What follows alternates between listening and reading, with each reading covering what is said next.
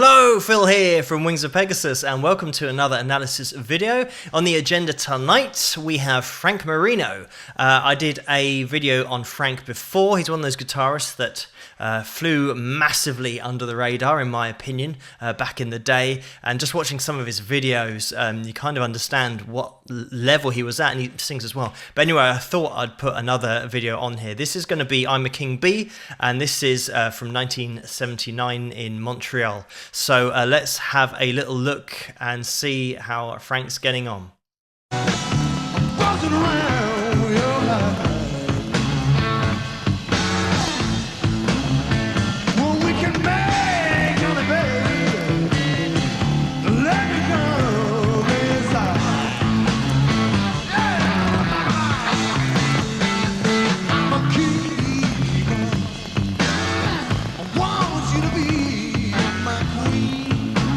I'm just going to stop it there because, like other artists that I've covered that play guitar and sing, it certainly ups the difficulty, kind of doubles it when you're singing and you're playing at the same time. And he's playing some nice little kind of lines here and a nice little riff underneath his singing. And he's also got a great kind of bluesy singing voice as well. So Frank, you know, to supply the vocals as well as some of the playing that he does is seriously impressive.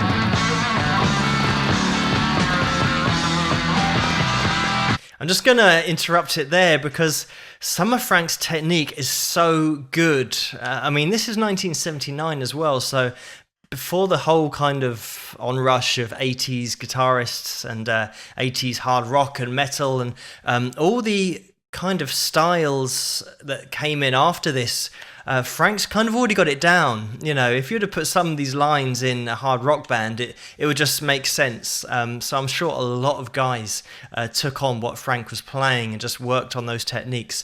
But, you know, some of the accuracy as well, it's really overlooked. You know, he has a little slide up, right up the guitar and really nails kind of getting to the destination, sliding straight back down to like the equivalent kind of shape 1 if you do play guitar. Kind of that movement from the extended shapes to down to the shape 1 is really accurate and really cool, and he does it so smoothly. And there's a kind of attitude in his guitar that just comes across when he's playing. But some of those lines, you know, really technical lines for that time, and really clear and just really awesome playing.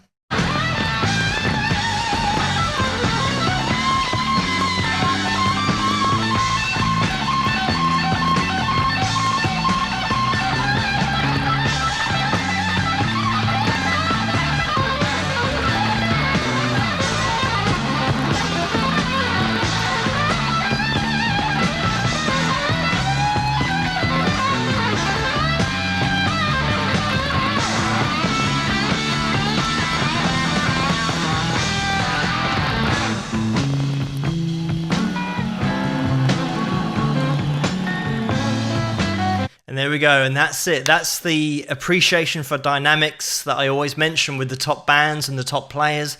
They always bring it down so that they've then got somewhere to go for the rest of the song. So yeah, it'll be like 100 miles an hour and then bring it down to 30 and gradually increase it by the end of the song back up to 100.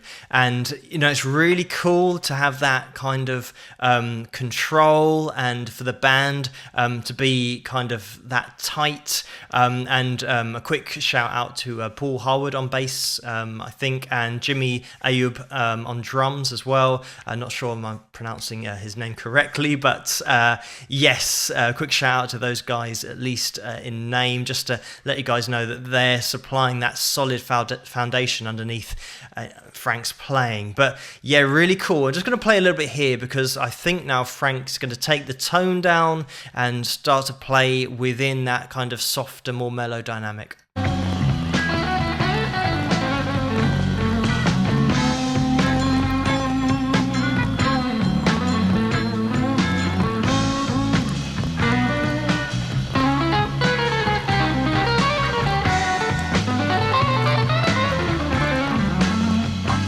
And there we go, he's just showing even more of what he's got, just throwing in some really cool jazz lines in there as well. And it kind of takes you by surprise because he's set you so in that minor key musically, and then just a bar, like just a bar from nowhere of really nice jazz, kind of major orientated work. And that's the thing about Frank, like I said at the beginning of the video, he's massively underrated, and just listen to what he does when he plays. Another thing that he's got down is the vibrato. He's mastered the vibrato. Again, I say this about the top players, they can have a nice slow wide vibrato, or they can have a shorter, faster vibrato depending on the emotion that they want to kind of emote through their guitar. And Frank's one of those players that, you know, can control that. He's got total control of the instrument.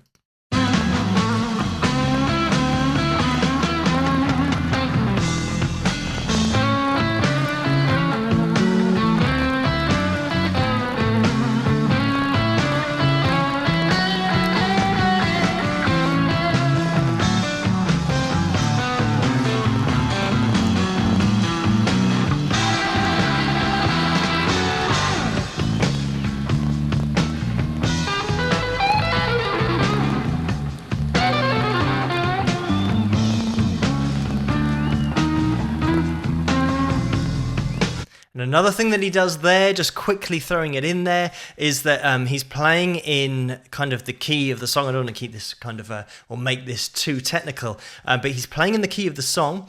And then in the blues, what happens is in the progression, you then go down to kind of 2 frets on the guitar or a tone lower. And a lot of players just stay in the shape of the key of the song, whereas Frank now goes into the shapes of the equivalent chord that is being played, and it gives it a totally different sound, a totally different personality when you do that. And again, it just shows that he knows exactly what he's doing, and he's making everything interesting. Even from a musician perspective, there are so many interesting little parts that he puts in.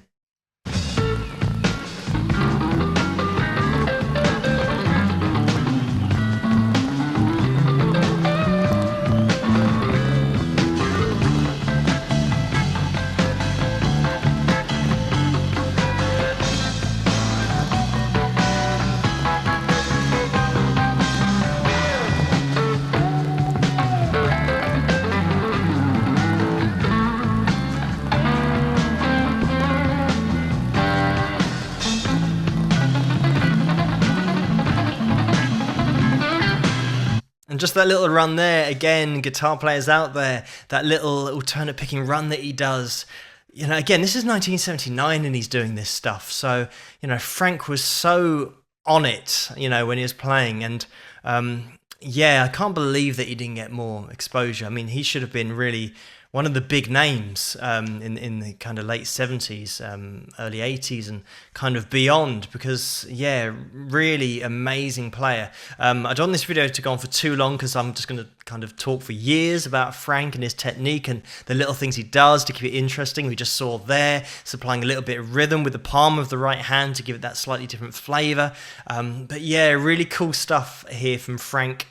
Thanks for the suggestion to watch this video as well. Keep those coming in the comments below. If you like this video, please give it a thumbs up and subscribe, and I'll see you guys in the next one. Rock!